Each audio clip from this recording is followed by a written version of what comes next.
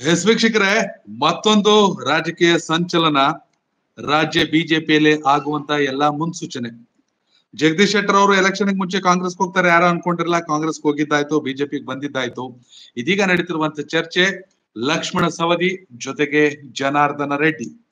ಜನಾರ್ದನ್ ರೆಡ್ಡಿ ಅವರು 12 ವರ್ಷದ ಅಜ್ಞಾತವಾಸ ವನವಾಸ ಎಲ್ಲವನ್ನ ಹೇಳಿ ಬಿಜೆಪಿಯ ವಿರುದ್ಧ ಔಹಾರಿ ಕೆಆರ್ಪಿಪಿ ಪಕ್ಷವನ್ನ ಕಟ್ಟದಂತ ಜನಾರ್ದನ್ ರೆಡ್ಡಿ ಅವರು ಇದೀಗ ಮತ್ತೆ ಮೋದಿ ಅವರೇ ಪ್ರಧಾನಿ ಆಗಬೇಕು ಅನ್ನೋ ಲೆಕ್ಕಾಚಾರದಲ್ಲಿದ್ದಾರೆ.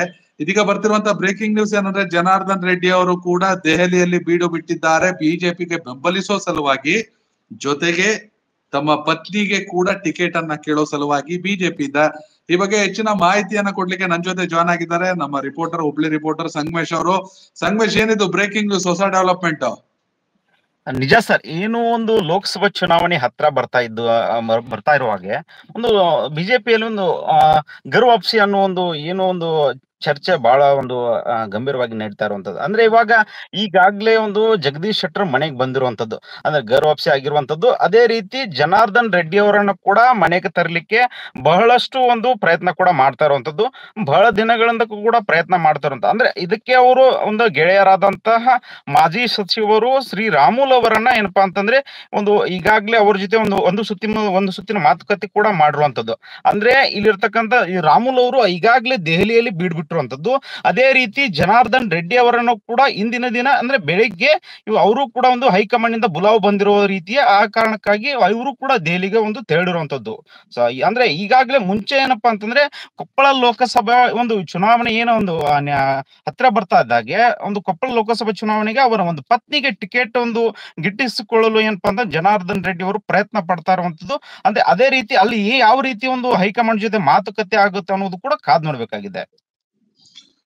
ಎಲ್ಲೋ ಒಂದ್ ಕಡೆ ಕೆಆರ್ಪಿಪಿ ಪಕ್ಷವನ್ನ ಅನೌನ್ಸ್ ಮಾಡುವಂತ ಸಂದರ್ಭದಲ್ಲಿ ಅಥವಾ ಕಳೆದ ಒಂದು ವಾರದ ಹಿಂದಿನವರೆಗೂ ಕೂಡ ಜನಾರ್ದನ್ ರೆಡ್ಡಿ ಅವರು ಬಿಜೆಪಿಯು ಮತ್ತು ನನ್ನ ನಂಟು ಮುಗಿದ ಅಧ್ಯಾಯ, ಬಿಜೆಪಿಗೆ ನನ್ನ ನೆರಳು ಕೂಡ ಹೋಗೋದಿಲ್ಲ, ಸ್ವತಃ ಸೋಮಶೇಖರ್ ರೆಡ್ಡಿ ಸಹೋದರರ ವಿರುದ್ಧ ಕೂಡ ಸಮರ, ಅಲ್ಲದೆ ಶ್ರೀರಾಮುಲು ಆಪ್ತ ಮಿತ್ರರ ಜೊತೆ ಕೂಡ ಸಮರ. ಶ್ರೀರಾಮುಲು ಅವರು ಕೂಡ ಮಾತಾಡಿದ್ರು, ಕೇವಲ ರಾಜಕೀಯವಾಗಿ ಅಷ್ಟೇ ನನ್ನ ಬೆಳೆಸಿದಲ್ಲ, ನನ್ನ ಅನ್ನ ಹಾಕಿ ಸಾಕಿದ್ದಾರೆ, ಆದ್ರೆ ರಾಜಕೀಯವಾಗಿ ಅವ್ರ ಸಿದ್ಧಾಂತ ಬೇರೆ, ನಮ್ ಸಿದ್ಧಾಂತ ಬೇರೆ ಅಂತ. ಆದ್ರೆ ಇದ್ದಕ್ಕಿದ್ದಂಗೆ ಜನಾರ್ದನ ರೆಡ್ಡಿ ಅವರ ಬಾಯಲ್ಲಿ ಕೂಡ ಬದಲಾವಣೆಯ ಮಾತುಗಳು ಕೇಳಿಬರುತ್ತೆ. ಪಕ್ಷಾತೀತವಾಗಿ ಮೋದಿಯನ್ನ ಬೆಂಬಲಿಸೋರು ಸಾಕಷ್ಟು ಜನ ಇದ್ದಾರೆ, ಆದ್ರೆ ಚುನಾವಣೆ ಸಂದರ್ಭದಲ್ಲಿ ಇಂತಹ ಅತಿ ದೊಡ್ಡ ಬೆಳವಣಿಗೆ, ಕೆಆರ್ಪಿಪಿ ಪಕ್ಷದಿಂದಲೇ ನಾನು ಅಭ್ಯರ್ಥಿಗಳನ್ನ ಕಣಕ್ಕಿಳಿಸ್ತೀನಿ ಅಂತ ಮಾತಾಡಿದ್ರು. ಆದ್ರೆ ಬೆಂಬಲ ಮಾತ್ರ ಬಿಜೆಪಿಗೆ ಅಂತ ನಿನ್ನೆ ಅಷ್ಟೇ ಮಂಡ್ಯದಲ್ಲಿ ಮಾತನಾಡಿದ್ರು. ಈಗ ನೋಡಿದ್ರೆ ಬಿಜೆಪಿಯಿಂದ ಪತ್ನಿಗೆ ಟಿಕೆಟ್ ಕೇಳುವ ಮಟ್ಟಕ್ಕೆ, ಅಂದ್ರೆ ಎಲ್ಲವೂ ಕೂಡ ಪ್ರೀ ಪ್ಲಾನ್ ಅನ್ಸುತ್ತಾ ಹೇಗೆ, ಅಥವಾ ಜನಾರ್ದನ್ ರೆಡ್ಡಿ ಅವರ ಅನಿವಾರ್ಯತೆ ಆ ಭಾಗದಲ್ಲಿ ಇದೆಯಾ? ಖಂಡಿತ ಸರ್, ಯಾಕಂತಂದ್ರೆ ಏನು ಉತ್ತರ ಕರ್ನಾಟಕ ಭಾಗದಲ್ಲಿ ಜನಾರ್ದನ್ ರೆಡ್ಡಿ ಅವರ ಒಂದು ಬಹುತೇಕ ಸಾಕಷ್ಟು ಒಂದು ಬಿಜೆಪಿಗೆ ಏನಪ್ಪಾ ಅಂತಂದ್ರೆ ಹಿಂದೆ ಕೂಡ ಲಾಭವಾಗಿರುವಂತದ್ದು. ಅಂದ್ರೆ ಹಿಂದೆ ಒಂದು ಯಡಿಯೂರಪ್ಪನವರ ಒಂದು ಸಾಕಷ್ಟು ಯಾವ ರೀತಿ ಪಕ್ಷವನ್ನ ಸಂಘಟನೆ ಮಾಡಿದ್ದಾರೆ, ಅದೇ ರೀತಿ ಉತ್ತರ ಕರ್ನಾಟಕ ಭಾಗದಲ್ಲಿ ಕೂಡ ಜನಾರ್ದನ್ ರೆಡ್ಡಿ ಅವರ ಒಂದು ಸಹಕಾರ ಸಾಕಷ್ಟು ಬಿಜೆಪಿಗೆ ಇರುವಂತದ್ದು. ಅದೇ ರೀತಿ ಏನಪ್ಪಾ ಅಂತಂದ್ರೆ ಅದಕ್ಕೆ ಪುಷ್ಟಿ ನೀಡುವ ಹಾಗೆ ನಿನ್ನೆ ಕೆರೆಗೋಡು ಅಂದ್ರೆ ಮಂಡ್ಯದ ಕೆರೆಗೋಡೆಯಲ್ಲಿ ಏನಪ್ಪಾ ಅಂತಂದ್ರೆ ಘಟನೆ ಒಂದು ನಿನ್ನೆ ಪ್ರತಿಭಟನೆಯಲ್ಲಿ ಕೂಡ ಭಾಗಿಯಾಗಿರುವಂತದ್ದು ಜನಾರ್ದನ್ ರೆಡ್ಡಿ ಅವರು. ಅಲ್ಲಿಂದ ಏನಪ್ಪಾ ಅಂತಂದ್ರೆ ಒಂದು ಹೈಕಮಾಂಡ್ ಇಂದ ಒಂದು ಬುಲಾವ್ ಬರುತ್ತೆ, ನೇರವಾಗಿ ನೀವು ಏನಪ್ಪಾ ಅಂತಂದ್ರೆ ನಾಳೆ ಬೆಳಿಗ್ಗೆ ದೆಹಲಿಗೆ ಬರಬೇಕು ಅನ್ನೋ ಒಂದು ಏನ್ ಬುಲಾವ್ ಬರುತ್ತೆ. ಅದೇ ರೀತಿ ಇಂದು ಬೆಳಿಗ್ಗೆ ಏನ್ ದೆಹಲಿ ಹೋಗಿದ್ದಾರೆ, ಅಮಿತ್ ಶಾ ಅವ್ರ ಜೊತೆ ಒಂದು ಏನಪ್ಪಾ ಅಂದ್ರೆ ಮಾತುಕತೆ ಮಾಡಿ ತದನಂತರದಲ್ಲಿ ಯಾವ ರೀತಿ ಅಂದ್ರೆ ಇವಾಗ ಪತ್ನಿಗೆ ಟಿಕೆಟ್ ವಯಸ್ಸಿನ ಅಂತರ ಏನಾದ್ರು ಬಂದ್ರೆ ಮಗಳಿಗೆ ಏನಪ್ಪಾ ಅಂತಂದ್ರೆ ಒಂದು ಟಿಕೆಟ್ ನೀಡುವಂತ ಸಾಧ್ಯತೆ ಕೂಡ ಬಹಳಷ್ಟು ದಟ್ಟವಾಗಿರುವಂತದ್ದು.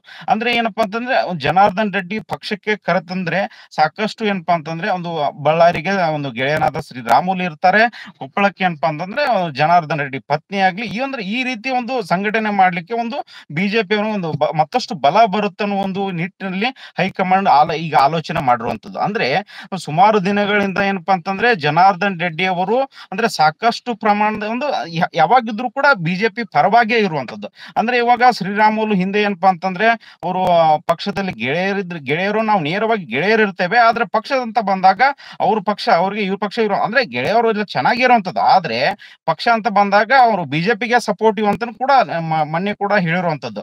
ಅಂದ್ರೆ ಇವಾಗ ಇವತ್ತು ಏನಪ್ಪಾ ಅಂತಂದ್ರೆ ದೆಹಲಿಯಲ್ಲಿ ಯಾವ ರೀತಿಯ ಚರ್ಚೆ ಆಗುತ್ತೆ ಅನ್ನೋದು ಕಾದ್ ನೋಡ್ಬೇಕಾಗಿದೆ. ಯಾಕಂದ್ರೆ ಶೆಟ್ಟರ್ ನೇರವಾಗಿನೂ ಹಿಂದೆ ಹೇಳ್ತಾ ಇದ್ರು, ಯಾವುದೇ ಕಾರಣಕ್ಕಾಗಿ ನಾನು ಬಿಜೆಪಿಗೆ ಹೋಗಲ್ಲ, ನಾನು ಕಾಂಗ್ರೆಸ್ ನಲ್ಲಿ ಉಳಿದುಕೊಳ್ತೇನೆ ಅಂತ ಹೇಳ್ತಿದ್ರು. ಸಡನ್ ಆಗಿ ಮೊನ್ನೆ ಒಂದೇನಪ್ಪಾ ಅಂತಂದ್ರೆ ಅಚ್ಚರಿ ಮೂಡುವಂತ ಏನಪ್ಪಾ ಅಂದ್ರೆ ದೆಹಲಿಯಲ್ಲಿ ಹೋಗಿ ಒಂದು ಬಿಜೆಪಿ ಜಾಯಿನ್ ಆಗ್ಬಿಟ್ರು. ಅದೇ ರೀತಿ ಇಂದಿನ ದಿನ ಏನಪ್ಪಾ ಅಂತಂದ್ರೆ ಅದೇ ಒಂದು ರೀತಿಯಲ್ಲಿ ಜನಾರ್ದನ್ ರೆಡ್ಡಿ ಅವರು ಕೂಡ ಪಕ್ಷಕ್ಕೆ ಬಂದ್ರು ಅಂದ್ರೆ ಒಂದು ಯಾವ ರೀತಿ ಅಂತ ಪಕ್ಷಕ್ಕೆ ಬಂದ್ರು ಕೂಡ ಒಂದು ಏನಪ್ಪಾ ಅಂದ್ರೆ ಅಚ್ಚರಿ ಮೂಡಿಸುವಂತದ್ದು ಅಂತ ಈ ರೀತಿ ಒಂದು ಕೇಳಿ ಬರ್ತಾ ಇರುವಂತದ್ದು ಯೋಗೇಶ್. ಸಂಗಮೇಶ್, ಖಂಡಿತ ಜನಾರ್ದನ್ ರೆಡ್ಡಿ ಅವರ ವಿಚಾರವನ್ನ ನೋಡಿದ್ರೆ ಈಗಾಗಲೇ IT, ED, CBI ಅಂತ ಎಲ್ಲ ಅನುಭವಿಸಿದ್ದು ಸಾಕಾಗೋಗಿದೆ. ಮತ್ತೊಮ್ಮೆ ಬಿಜೆಪಿಗೆ ವಿರುದ್ಧವಾಗಿ ಹೋಗಿ ನಾನು ಬದುಕಿನಲ್ಲಿ ಅಥವಾ ರಾಜಕೀಯವಾಗಿ ಅಥವಾ ವೈಯಕ್ತಿಕವಾಗಿ ಸಾಧಿಸೋದು ಏನು ಇಲ್ಲ. ಜನಾರ್ದನ ರೆಡ್ಡಿ ಕೂಡ ಮಾಡ್ತಿರೋದು ರಾಜಕೀಯನೇ. ಜನಾರ್ದನ್ ರೆಡ್ಡಿ ಕೂಡ ವಿಧಿ ಇಲ್ಲದೆ ಬಿಜೆಪಿಗೆ ಬೆಂಬಲಿಸ್ತಿದ್ದಾರೆ. ಹೇಳುವಾಗ ಮಾತ್ರ ಮಾತೃಪಕ್ಷ, ಪಿತೃಪಕ್ಷ, ಈ ಎಲ್ಲಾ ಮಾತೃವಾಕ್ಯ ಪ್ರತಿಪಾದನೆಗಳು ಎಲ್ಲವೂ ಕೂಡ ಈಗ ಶುರುವಾಗಿದೆ. ಇದೇ ಜನಾರ್ದನ ರೆಡ್ಡಿ ಅವರು ಕರ್ನಾಟಕದಲ್ಲಿ ಕಾಂಗ್ರೆಸ್ ಸರ್ಕಾರ ಅಧಿಕಾರಕ್ಕೆ ಬಂದ ಸಂದರ್ಭದಲ್ಲಿ ಸಿದ್ದರಾಮಯ್ಯ ಅವರಿಗೆ ನನ್ನ ಬೆಂಬಲ, ಕಾಂಗ್ರೆಸ್ಗೆ ನನ್ನ ಬೆಂಬಲ ಅಂತ ಕೂಡ ಬಹಿರಂಗವಾಗಿ ಹೇಳಿದ್ರು. ಸೆಷನ್ ನಲ್ಲಿ ಕೂಡ ಸಿದ್ದರಾಮಯ್ಯ ಅವರ ಅಥವಾ ಕಾಂಗ್ರೆಸ್ ಸರ್ಕಾರದ ಗ್ಯಾರಂಟಿ ಯೋಜನೆಗಳನ್ನ ಹೊಗಳಿದ್ರು. ಈಗ ಏಕಾಏಕಿ ಮಾತೃಪಕ್ಷ ನೆನಪಾಗ್ತಾ ಇದೆ. ಕಾಂಗ್ರೆಸ್ ಜೊತೆ ಹೊಂದಾಣಿಕೆ ಮಾಡಿಕೊಳ್ಳುವ ಮಾತು ಪ್ರಮೇಯ ಯಾವುದು ಕೂಡ ಇಲ್ಲ. ನನ್ನ ಬೆಂಬಲ ಮತ್ತು KRPP ಏನೇ ಇದ್ದರೂ ಕೂಡ ಇದೀಗ ಬಿಜೆಪಿ ಜೊತೆಗೆ ಬೇಕಾದ್ರೆ ನಾವು ವಿಲೀನವನ್ನ ಮಾಡ್ಕೊಳ್ತೀವಿ ಅನ್ನೋ ಮಟ್ಟಕ್ಕೆ ಕೂಡ ಈಗ ಪತ್ನಿಗೆ ಟಿಕೆಟ್ ಅನ್ನ ಕೇಳೋ ಸಲುವಾಗಿ ಡೆಲ್ಲಿಯಲ್ಲಿಗೆ ಹೊರಟಿದ್ದಾರೆ. ಜಗದೀಶ್ ಶೆಟ್ಟರ್ ಅವರಿಗೆ ಅವಕಾಶ ಹುಡ್ಕೊಂಡು ಬಂತು. ಜನಾರ್ದನ್ ರೆಡ್ಡಿ ಅವರು ತಮ್ಮ ಸ್ನೇಹಿತನ ಜೊತೆ ಅವಕಾಶವನ್ನ ಹುಡ್ಕೊಂಡು ತಾವು ಹೋಗಿದ್ದಾರೆ ಅನ್ನೋ ಚರ್ಚೆಗಳು. ಯಾಕಂದ್ರೆ ಜಗದೀಶ್ ಶೆಟ್ಟರ್ ಅವ್ರಿಗೆ ಇದ್ದಂತ ವರ್ಚಸ್ಸು, ಅವರಿಗೆ ಹೈಕಮಾಂಡ್ ಹಾಕಿರುವಂತ ರೆಡ್ ಕಾರ್ಪೆಟ್ ಜನಾರ್ದನ ರೆಡ್ಡಿ ಅವರಿಗೆ ಸದ್ಯದ ಪರಿಸ್ಥಿತಿಯಲ್ಲಿ ಇದೆಯೋ ಇಲ್ವೋ ಅನ್ನೋದು ಕೂಡ ಯೋಚನೆ ಮಾಡ್ಬೇಕಿರೋ ಪರಿಸ್ಥಿತಿ. ಆದ್ರೆ ಜನಾರ್ದನ್ ರೆಡ್ಡಿ ಇಲ್ಲಿವರೆಗೂ ಅನುಭವಿಸಿರದೆ ಸಾಕು, ಇನ್ನಿಂತ ಸನ್ನಿವೇಶ ಬರಬಾರ್ದು ಅನ್ನೋ ಕಾರಣಕ್ಕೆ ಹೈಕಮಾಂಡ್ ಬಳಿ ಹೋಗಿದ್ದಾರಾ, ಬಿಜೆಪಿ ಪರ ಮಾತನಾಡ್ತಿದ್ದಾರಾ ಅನ್ನೋ ಚರ್ಚೆ ಕೂಡ ಶುರು ಆಗಿದೆ. ಅಂದ್ರೆ ಈಗ ಏನಪ್ಪಾ ಅಂತ ಶ್ರೀರಾಮುಲು ಅವರು ಒಂದು ಹೈಕಮಾಂಡ್ ಜೊತೆ ಆಲ್ರೆಡಿ ಅಮಿತ್ ಶಾ ಅವ್ರ ಜೊತೆ ಕೂಡ ಮಾತುಕತೆ ಆಗಿರುವಂತದ್ದು. ಅಂದ್ರೆ ಮಾತುಕತೆಯಲ್ಲಿ ಏನಪ್ಪಾ ಅಂತಂದ್ರೆ ಹಿಂದೆ ಒಂದು ಎಲೆಕ್ಷನ್ ಟೈಮ್ ನಲ್ಲಿ ಅವ್ರನ್ನ ಪಕ್ಷಕ್ಕೆ ಕರೆತಂದ್ರೆ ಎಲ್ಲಿ ಪಕ್ಷಕ್ಕೆ ಒಂದು ಡ್ಯಾಮೇಜ್ ಆಗುತ್ತೆ ಅನ್ನೋ ಒಂದು ನಿಟ್ಟಿನಲ್ಲಿ ಅವರನ್ನ ಪಕ್ಷದಿಂದ ಹೊರಗಡೆ ಇಟ್ಟಿದ್ರು ಅಂದ್ರೆ ಜನಾರ್ದನ್ ರೆಡ್ಡಿ ಅವ್ರನ್ನ. ಅದೇ ರೀತಿ ಈಗ ಮುಂಬರುವ ಲೋಕಸಭಾ ಎಲೆಕ್ಷನ್ ಏನು ನಿಟ್ಟಿನಲ್ಲಿ ಏನು ಗರ್ ವಾಪಸಿ ಅನ್ನೋ ಚಾಪ್ಟರ್ ಏನ್ ನಾವು ಓಪನ್ ಮಾಡಿರುವಂತದ್ದು ಬಿಜೆಪಿ, ಅದನ್ನ ಮತ್ತೆ ಇವಾಗ ಜನಾರ್ದನ್ ರೆಡ್ಡಿ ಅವರನ್ನ ಪಕ್ಷಕ್ಕೆ ಕರೆತಂದ್ರೆ ಆ ಭಾಗದಲ್ಲಿ ಒಂದು ಬಿಜೆಪಿಗೆ ಎಷ್ಟು ಅನುಕೂಲ ಆಗುತ್ತೆ. ಯಾಕಂದ್ರೆ ಒಂದು ಕಡೆ ಇವಾಗ ಕರಡಿ ಸಂಗಣ್ಣ ಅವರು ಕೂಡ ಅಲ್ಲಿರ್ತಕ್ಕಂತ ಒಂದು MP ಅವ್ರಿಗೆ ಏನಪ್ಪಾ ಅಂತ ಸಾಕಷ್ಟು ಕೂಡ ಅವರು ಏನಪ್ಪಾ ಅಂತಂದ್ರೆ ಪಕ್ಷದ ಒಂದು ಹಿಂದೆ ಅವ್ರ ಸೊಸೆಗೆ ಟಿಕೆಟ್ ಸಿಗ್ಲಿಲ್ಲ ಒಂದು ನಿಟ್ಟಿನಲ್ಲಿ ಒಂದು ಪಕ್ಷಕ್ಕೆ ಅವರು ಕೂಡ ಬೇಜಾರಾಗಿ ಕೂಡ ಆಡಿದ್ರು.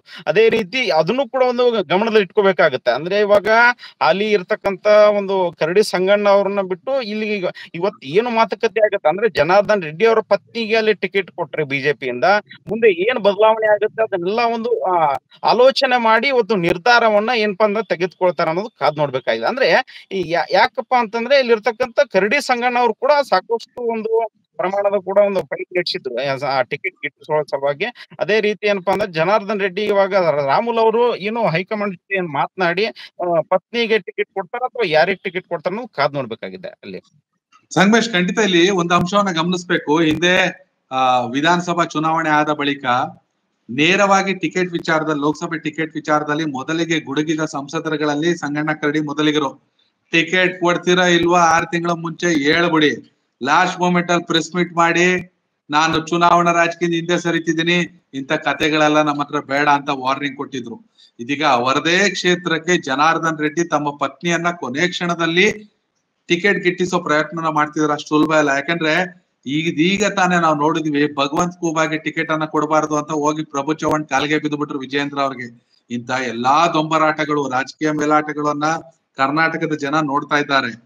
ಜನಾರ್ದನ್ ರೆಡ್ಡಿ ಬಿಜೆಪಿಗೆ ಬೈದಿದ್ದನ್ನು ನೋಡೋರೆ, ಕಾಂಗ್ರೆಸ್ಗೆ ಹೊಗಳಿದ್ದನ್ನು ನೋಡೋರೆ. ನೇರವಾಗಿ ತಾನ್ ಟಿಕೆಟ್ ಕೇಳೋರು ಎಲ್ಲಿ ತಪ್ಪಾಗುತ್ತೆ ಅನ್ನೋ ಕಾರಣಕ್ಕಾಗಿ ಏನಾದ್ರು ತಮ್ಮ ಪತ್ನಿಯನ್ನ ಟಿಕೆಟ್ ಕೇಳೋ ಮೂಲಕ ನನ್ನ ಬೆಂಬಲ ಸಂಪೂರ್ಣವಾಗಿ ಬಿಜೆಪಿಗೆ ಅಂತ ಹೇಳೋಕೆ ಹೊರಟಿದ್ದಾರೆ ಅಂತ ಹೇಳಲಾಗ್ತಿರುವಂತ ಜನಾರ್ದನ್ ರೆಡ್ಡಿ ಅವರು ಸಾಕಪ್ಪ, ಇಲ್ಲಿವರೆಗೂ ಅನುಭವಿಸಿದ್ದು, ಇನ್ಮೇಲಾದ್ರೂ ಅಚ್ಚುಕಟ್ಟಾಗಿ ರಾಜಕೀಯ ಮಾಡ್ಕೊಂಡು ಹೋಗ್ಬೇಕು ಅನ್ನೋ ಲೆಕ್ಕಾಚಾರದಲ್ಲಿ ಇದ್ದಾರೆ ಅನ್ಸುತ್ತಾ? ಸರ್ ಒಂದು ಯಾಕಂದ್ರೆ ಮೇಲ್ನೋಟಕ್ಕೆ ಕಂಡು ಬರ್ತಾ ಇರುವಂತದ್ದು ಅಂದ್ರೆ ಸಿದ್ದರಾಮಯ್ಯನವರನ್ನ ಹೋಲಿಕೆ ಮಾಡ್ಲಿಕ್ಕೆ ಏನಪ್ಪಾ ಅಂತಂದ್ರೆ ಅವರ ಒಂದು ಕ್ಷೇತ್ರದ ಅನುದಾನ ಸಲುವಾಗಿ ಇರ್ಬೋದು. ಅಂದ್ರೆ ಒಂದು ಸಂಬಂಧ ಏನಪ್ಪಾ ಅಂತಂದ್ರೆ ಸಿದ್ದರಾಮಯ್ಯ ಅವರ ಸಂಬಂಧದ ಬಗ್ಗೆ ಅವ್ರು ಮಾತನಾಡಿರುವಂತದ್ದು. ಅಂದ್ರೆ ಅಲ್ಲಿರ್ತಕ್ಕಂತ ಒಂದು ಕ್ಷೇತ್ರದ ಅನುದಾನದ ಸಲುವಾಗಿ ಆ ರೀತಿ ಕೂಡ ಮಾತನಾಡಿರ್ಬೋದಂತದ್ದು ಒಂದು ನಿಟ್ಟಿನಲ್ಲಿ ಕಾಣುತ್ತೆ. ಇನ್ನೊಂದು ರೀತಿ ವಿಚಾರ ಮಾಡಿದಾಗ ಈಗ ಏನ್ ಲೋಕಸಭೆ ಚುನಾವಣೆ ಇದೆಯಲ್ಲ, ಲೋಕಸಭಾ ಚುನಾವಣೆ ನಿಟ್ಟಿನಲ್ಲಿ ಮೋದಿ ಅವರಿಗೆ ನಾವು ಸಪೋರ್ಟ್ ಮಾಡ್ತೇವೆ. ಅಂದ್ರೆ ನಾವು ನಮ್ಮ ಒಂದು KRP ಪಕ್ಷವನ್ನ ನಾವು ವಿಲೀನ ಮಾಡ್ತೇವೆ. ಅಂದ್ರೆ ನಾವು ಏನಪ್ಪಾ ಅಂತಂದ್ರೆ ನೇರವಾಗಿ ಬಿಜೆಪಿಗೆ ಬರಲ್ಲ ಅಂತ ಒಂದ್ ಕಡೆ ಹೇಳಿದ್ರೆ, ನಾವು ವಿಲೀನ ಮಾಡ್ತೇವೆ ಅಂತ ಒಂದ್ ಕಡೆ ಹೇಳ್ತಾರೆ. ಅಂದ್ರೆ ಯಾವ ರೀತಿ ಇದು ಏನಪ್ಪಾ ಅಂದ್ರೆ ಜನರ ಒಂದು ಕೂಡ ಗೊಂದಲದಲ್ಲಿದ್ದಾರೆ. ಒಂದ್ ಕಡೆ ವಿಲೀನ ಮಾಡ್ತೇನಂತ ಹೇಳ್ತಾರೆ, ಇನ್ನೊಂದ್ ಕಡೆ